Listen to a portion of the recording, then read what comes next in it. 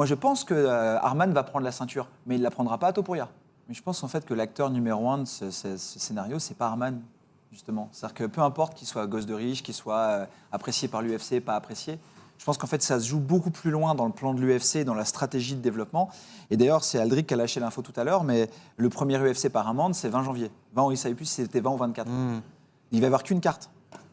Donc, aujourd'hui, est-ce que franchement, vous faites un jackpot de diffusion Arman Tsarukyan contre Topuria? Ou est-ce que dans le monde, et tu le dis toi-même avec les likes, les followers, tout ça, tu fais un plus gros buzz?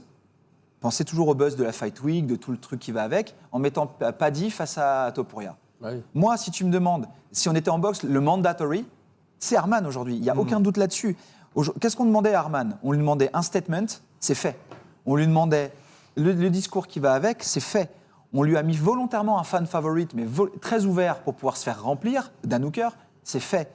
Donc ça, il l'a dit dans la cage, je suis le futur, c'est moi qui dois prendre la catégorie. Mais est-ce que l'UFC se dit pas, on va préserver Topuria, on va faire un gros jump financier en lui mettant Paddy, et derrière, on a un deuxième fight à faire contre le mec qui est monté au-dessus et qui va pas tenir très très longtemps parce qu'il nous a promis 2 ou 3 fights maximum, et que si on veut aller le choper, c'est maintenant.